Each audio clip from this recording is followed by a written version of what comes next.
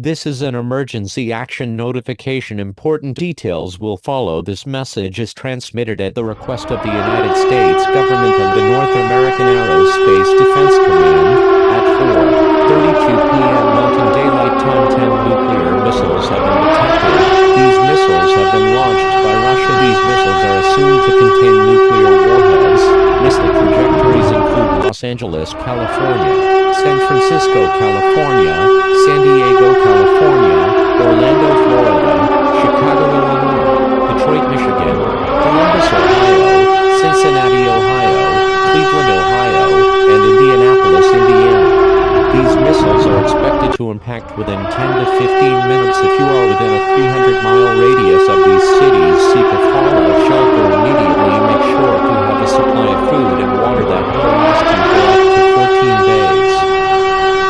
This is emergency action notification. All stations and cable systems shall transmit this emergency action notification message. This message was transmitted at the request of the White House to participate in the emergency alert system.